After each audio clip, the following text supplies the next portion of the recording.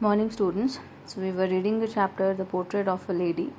We have read that now narrator Khushwant Singh and his grandmother, they have moved to the city, into the city with narrator's parents, and here their bond somehow take a jolt.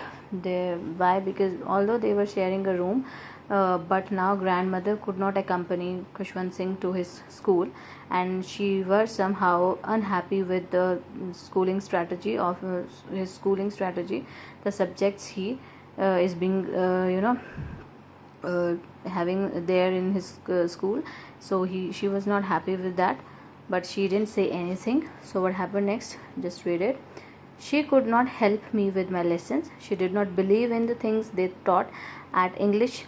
They taught at the English school and was distressed that there was no teaching about God and the scriptures. One day I announced that we were being given music lessons. She was very disturbed. To her, music had lurid associations. It was the monopoly of harlots and beggars, and not meant for gentle folk. She had nothing but her silence meant disapproval. She rarely talked to me after that. So already she was unhappy with the subject he's being taught in the school.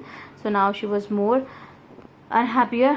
Why? Because one day narrator announced that he is going to have music lessons in his school, and when she heard that he is going to have music lessons, she was not happy. She was distressed. Why? Because in English school, English is being taught and there was no teaching of God and scriptures. This was one reason that she was unhappy, and moreover she associated music with the lurid associations. Lurid means the low associations. She thought that this music is as a monopoly, or it is a field of the harlots and beggars. Harlots are the people who just move here and there. They do not have to do anything. They're just having their operas with them, and they're just singing here and there.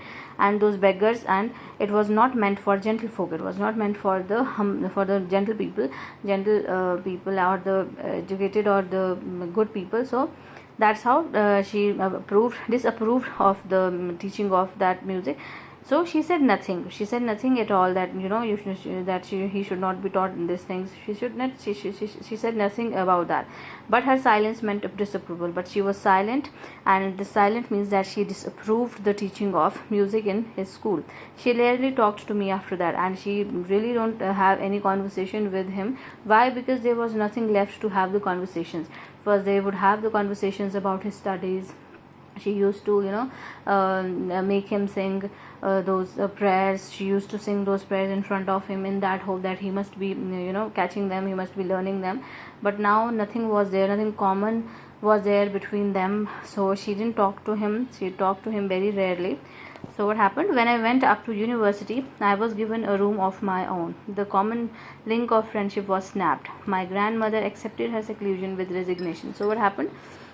When he went to university, till university they were sharing, till his college they were sharing a familiar room. But now when he was in university, now he was given his own room, and the common link of friendship, that was snapped also. Snapped means that was snatched, or that was just broken. Why? Because the one common bond was the sharing of their one room, but now the rooms were different. And grandmother accepted her seclusion with resignation. Seclusion means separation, or ignorance, we can say that, with resignation. Now she didn't say anything that I really want to live with him in a room. She didn't say anything. She just accepted it wholeheartedly. And she rarely left her spinning wheel for talk to anyone. So what she used to do, she used to spend her time with spinning wheel, to weave that wool, and she didn't talk to anyone more. From sunrise to sunset she sat by her wheel, spinning and reciting prayers. Only in the afternoon she relaxed for a while to feed the sparrows. While she sat in the veranda breaking the bread into little bits. Hundreds of little birds collected round her, creating a veritable bedlam of chirpings. Some came and perched on her legs, others on her shoulders. Some even sat on her head. She smiled, but never shooed them away. It used to be the happiest half hour of the day for her.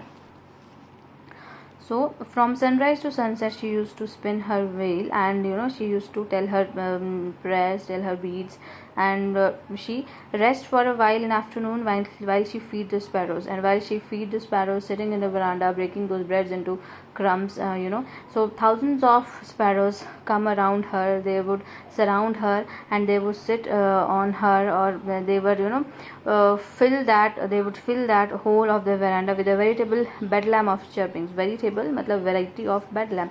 Bedlam is the humdrum of chirping. Sparrows used to do chirping, so there is a lot of sound, lot of noise, lot of music of chirping around her. Now she was surrounded with lots of birds, and some came and perched on her leg. Perched means to sit. So some came and just sat on her legs, others on her shoulders, some even sat on her head. So she just smiled. She never shooed them away. She never just shoo them away, just go them away. She never said like that. She used to enjoy that moment, surrounded by those lots of sparrows, and it was her happiest half hour of the day. That was only the half hour when she used to relax, when she used to feed those sparrows, unless she used to spin the wheel all the time. That was her daily routine. Then, when I decided to go abroad for further studies, I was sure my grandmother would be upset. I would be away for 5 years, and at her age, one could never tell. But my grandmother could. She was not even sentimental. She came to leave me at the railway station, but did not talk or show any emotion. So, what happened? So, when he decided to go abroad for further studies, when Khushwant Singh decided to go abroad for studies, he was sure that his grandmother would be upset. Why? Because he would be far away for 5 years. 5 years is a long time, and she was so old that one never could tell that maybe she would alive at the time or not. But his grandfather could tell, because she was not at all sentimental or at all emotional.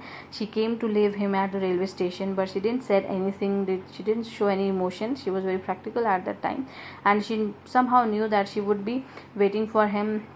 She would see him coming back from his further studies. So her lips moved in prayers, her mind was lost in prayer, her fingers were busy telling the beads of a rosary. Silently she kissed my forehead, and when I left, I cherished the most moist imprint as perhaps the last sign of physical contact between us. So what happens? So what she was doing, she was just standing on the railway station. Her lips were as usual, moving in the prayers. Her mind was lost in the prayer. She was just telling her beads, and she just silently kissed her son on his forehead, and that was the last physical touch between them for coming 5 years. And somehow narrator was not sure that he would be seeing her again when he would come back, because he knew that she is very old, and maybe she could not be there to see him when he would come back. So it was the last physical touch between him and his grandmother. Obviously he was very much attached to her, so that was the cherished kiss for him for coming 5 years. It would be the memory of his grandmother for him for coming 5 years. But that was not so. After 5 years, I came back and was met by her at the station. She did not look a day older. She still had no time for words, and while she clasped me in her arm, I could hear her reciting her prayers. Even on the first day of my arrival, her happiest moments were with her sparrows, whom she fed longer, and with frivolous rebukes. So, when he came back after 5 years, nothing was changed about his grandmother. She was like that, older and wrinkled, not more older than that she used to be, and she was just telling the prayer. She really do not have time to speak any word with him. She just hugged him, and he could listen that she is singing his prayer, she is saying his prayer. And on the first day of his arrival, so her happiest moment still was that she was surrounded by those birds. She was just feeding them, and she was just feeding them, and with frivolous rebukes. Frivolous means shrill, and some jovial rebukes to scold. She was just scolding those sparrows, those birds with love and with affection. So that was still her happiest moment, which she used to have before 5 years. So everything was same about his grandmother. Nothing was changed. And in the evening, a change came over her. She did not pray. She collected the women of the neighborhood, got an old drum, and started to sing. For several hours, she thumped the sagging skins of the skin of the dilapidated drum and sang for the homecoming of warriors. So what happened? Everything was same, but at evening a change came over him. By her, she did not pray at that time. What she did, she just collected the women of the neighborhood. She got an old drum and she started to sing. And for several hours, she just thumped those sagging. Sagging means just loosely tied skins of dilapidated drum. Dilapidated drum is that kind of a dholak, we can say that. She used to beat it for hours and sing those songs for homecoming, and this homecoming obviously was of her grandson. So read your chapter till here, read it carefully and find out the meanings of those dark written words.